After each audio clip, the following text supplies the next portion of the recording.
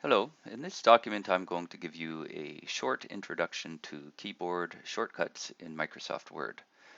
So essentially, keyboard shortcuts are quick ways to get things done without having to remove your hands from the keyboard, grab your mouse, and move your mouse around, right?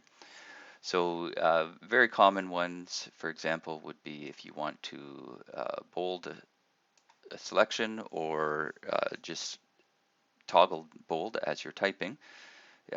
Say you go Control B, right, which gives you your bold, right? And so say if I was typing, I could say this, and then Control B is bold, and then I can say Control B again to turn it off, and this is not, right?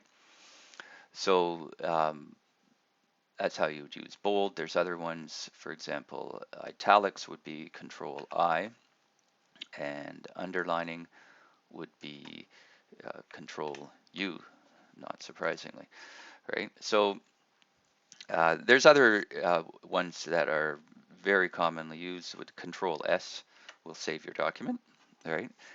Control P will bring up your print dialog. Um, Now, other commands that you find on the ribbon often, not always, but often have uh, shortcuts associated with them, and you can actually see the shortcuts if you just hover over the item. So if we have subscript here, we can see in the brackets there that it says control and the equals key, right?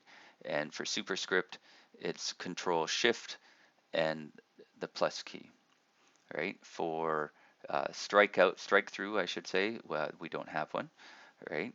But the ones we just discussed, Control U for underline, Control I for italic, and Control B for bold are all set, right?